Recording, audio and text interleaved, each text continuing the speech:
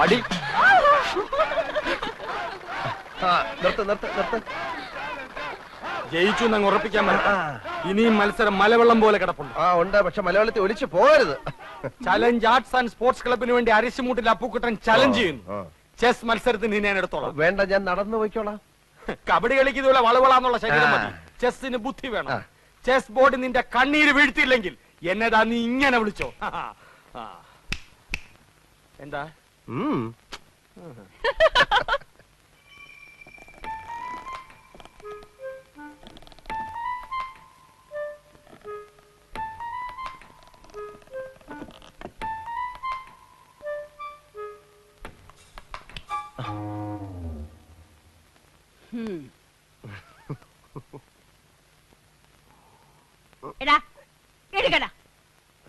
സ്വന്തം വീട്ടിൽ ഒളിച്ചു കയറുന്ന ശീലം ഇനിയും നിർത്തിയിട്ടില്ലല്ലേ? അച്ഛൻ കേക്കും.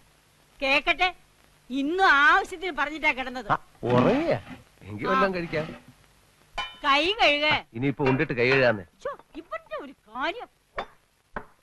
ഇന്നും കളി വഴക്കില അവസാനിച്ചതല്ലേ? ആര് പറഞ്ഞു? ഞാനാ പറഞ്ഞത്. ചേട്ടൻ ജയിച്ചപ്പോ ദമയന്തി ചേച്ചി കൈയടിച്ചത് അപ്പുക്കുട്ടേട്ടന് ഒട്ടും ഇഷ്ടായിട്ടില്ല. അമ്മാവന്റെ മോനായ ഞാൻ ജയിക്കുമ്പോ അവള് കൈയിട്ടടിക്കാതെ പിന്നെ കാലിട്ടടിക്കൂ. ആ ബന്ധം നിനക്ക് മാത്രമല്ലല്ലോ, അവനും ഇല്ലേ?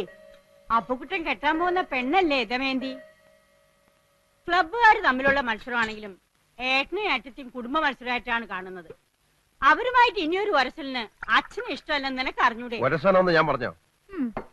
നമ്മളുമായിട്ട് അത്ര രസത്തിലല്ലെങ്കിലും അപ്പുക്കുട്ടൻ നിന്റെ ചേട്ടനാ.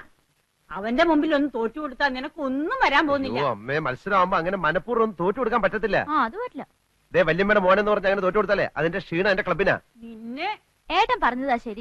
ഈ പൊടിയപ്പുറത്ത് വന്നിരിക്കുന്ന